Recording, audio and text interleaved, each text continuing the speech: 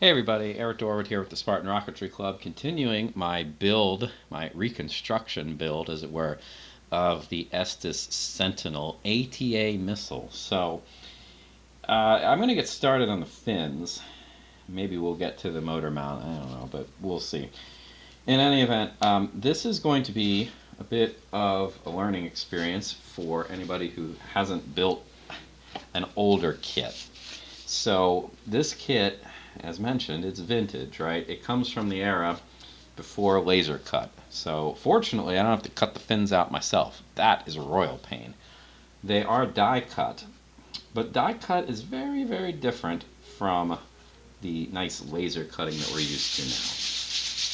But regardless, the first step is still the same at any rate. I'm going to give this a quick sand, try to get rid of any particularly odious bits of irregularities in the fin. I'm not trying to make this actually smooth, just a good first step. Again, as I'm going, oh yeah, like right in here, this is really, I call it like furry. It's very uneven right in there. That's really the kind of thing I'm trying to sand off here rather than to get the whole thing nice and smooth. I'm just going to hit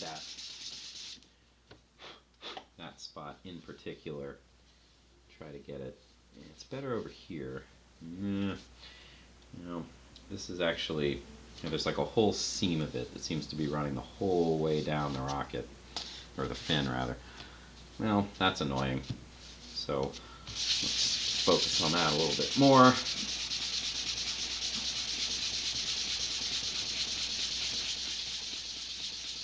This, by the way, is not something that is, a result of this being old or, like it wasn't more common in the past.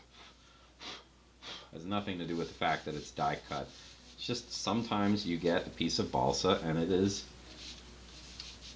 that, that's that's what I'm looking for. The machining process, maybe when it was cut into strips, or it might have just been the way the plant grew, I don't know. But it's still something that crops up in balsa to this very day. So that's actually the purpose of this pre-sanding part, or sanding pre-everything else. Let's try to get rid of that to minimize it. There are still a couple spots in this that are a little on that fuzzy side, but they happen to be not in places that are part of fins. Like right here, that's well, the fin line runs right there, but there's a little spot here. I'm not going to worry about that. Alright, let's flip it over. Ooh, yeah, this is pretty rough on this side too, unfortunately. So rough that stuff is falling off my table and probably the camera is shaking. Yay! So, do your best. Now, this does have a crack in it. That's, well, that happens. Fortunately, it's not running through the fin. It's running along the cut. At least I'm pretty sure it is. Fingers crossed. Yeah, it is following the seam quite nicely, which is good. Because if that were running through a fin, that would be a problem. It's actually, both of these splits are right along part of the die cut. I'm just trying to find where the balsa is still pretty rough. Yeah, this particular piece of balsa was not a great piece of balsa. The other one actually is a whole lot nicer. So, again, this has nothing to do with the age of the kit. Or, okay, it's alright, that's starting to come apart. I need to be more cautious around it now because I don't want it snapping off in unpredictable ways. I'm going to try to hold it together and try to keep my sanding motion a little more compact here. Alright. Well, there's still some of that shagginess. It's probably the same seam right in here, so I'm just going to focus my sanding efforts right along that seam here for a moment.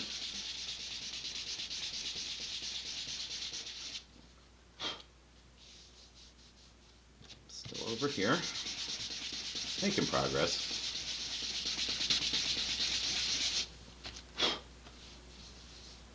Yeah, that's better.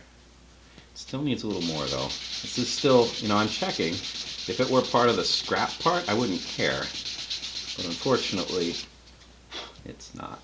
It's in a fin. Alright. Feels pretty good. This is not part of the fin, so I'm not going to worry about that. Alright. Okay, now it is time for the part that is significantly less fun than previously indicated, and that is to cut these out. So, die casting is basically they took a big stamp and went stamp and punched a hole through some of the wood, but not all of it, as opposed to modern construction, which is laser cut, which they cut basically all of it except for a couple little burrs that are holding things together. Most of the time with this die cutting, there's one side that is way easier to see where all the cuts are than the other, and that happens to be this side. So this was probably like up when the machine stamped it. But still, this is not anywhere near as easy as modern fins to cut out. It's hard to see where you're going. You can kind of gently flex the wood to see where the cuts already are, because again, they go most of the way through, but not the whole way. And you are cutting, right? You're not just getting rid of a little burr. You are doing actual cutting. So you can definitely cut wrong here. So you need to go gently and slowly. And if it takes more than one pass, it takes more than one pass.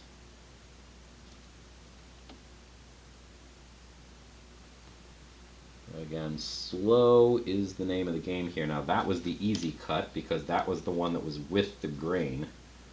I'm going to try to make all the with the grain cuts on all of these fins before I go do the harder ones. And that goes even farther.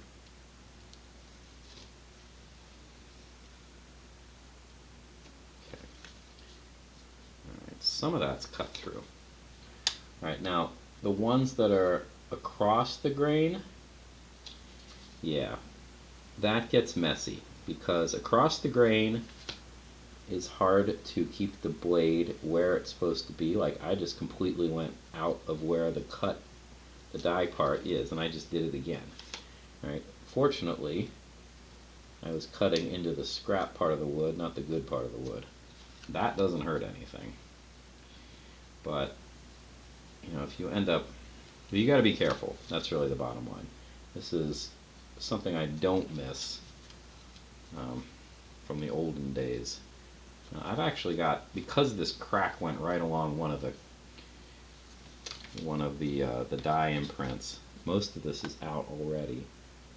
And I just need to do a little bit of trim to get it free. There we go. So there's the first piece. And one of the drawbacks actually to doing the pre-cut sanding is it gets hard to see where you're supposed to be cutting. So that's unfortunately one of the reasons why you might have to flex the wood a little bit to see what you're supposed to be doing and where. Like this cut, this diagonal is really hard to see. And again, I want to go very slowly, and if it takes multiple passes, that's fine. I really don't want to cut this short. Like in the last fin, I missed a couple times actually, but it wasn't a problem because I was cutting into the scrap part of the wood, so it didn't hurt anything. But that's,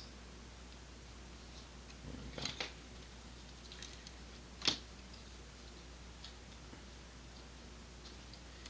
You end up getting a less precise cut with die cut, which is why it's basically been phased out.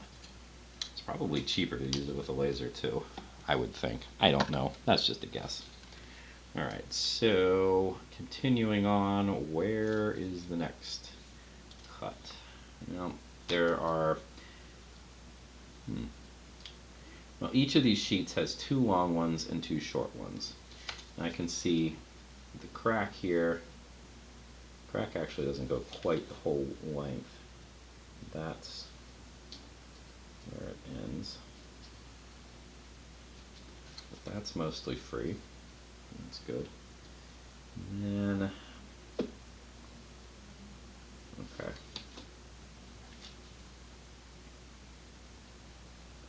This is where the big with the grain cut starts, and I'm not really, yeah, wasn't going in the right place.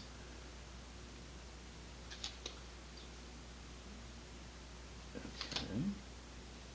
Maybe I should just go the other direction. It might be easier to see it that way. So what I'm going to end up doing is I'm going to stick the blade in above the ground, and that kind of forces it apart a little bit. Makes the cut easier to see the rest of the way.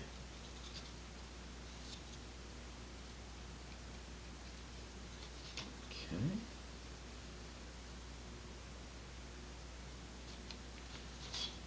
And there's a little diagonal bit here I need to trim off.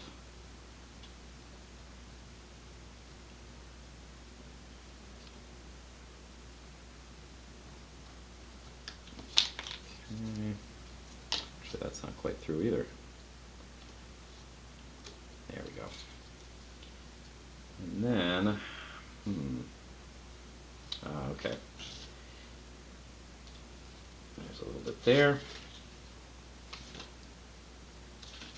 Let's get this a little farther away. And then the last cut, I can see runs from right around here. Yeah, that's the cut.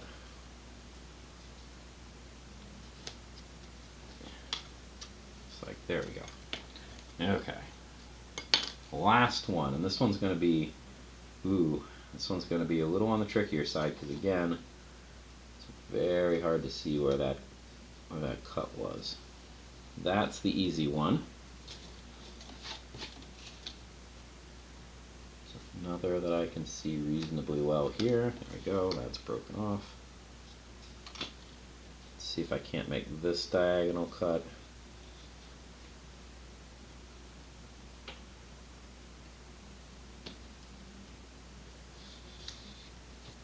I think that the corner here is probably still pretty well lodged in the wood, so I really don't want to force that. And then the last cut is this one. That sounded pretty promising. Still a little stuck up here. There we go. And then, yeah, the tip here is not completely released. So I'll just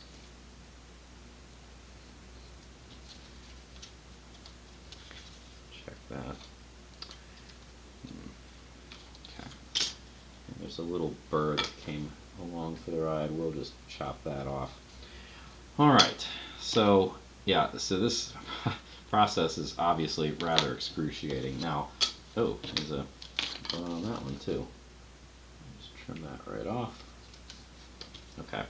Now, typically the end thing that you do once you get all the fins cut out, right, is you sand them off, and I'm usually just sanding them to get rid of the burrs. In this case, you definitely need to sand them because they're probably not going to be identical. They're going to be close, but not quite. So by sanding them together like this, you are going to knock off the rest, and it should be much closer to identical after you've done that. So, you know, this was an exciting throwback to be sure. I have to say I don't really miss this compared to laser cutting, but again, this was a great advent versus in the olden days. They gave you a piece of balsa wood and they gave you a template, and you had to cut the template out. So you had to like basically use your hobby knife and trace lines that were drawn on a piece of paper and make your fins that way. And I've done that a few times, my own design. It's not fun. This is a place where modern technology is super great because you could probably find somebody who has a laser cutter and would be happy to do this for you. I'm pretty sure there's one in my school, so that would be an option. There are also a couple people I know who have them. They're several $100s. I wouldn't go out and buy one just for funds, but if you're interested, that's an option. Anyway, I'm going to do the other fin off camera, and then I guess the next step will probably be to build the motor mount. So thanks for watching, and I'll see you in the next video.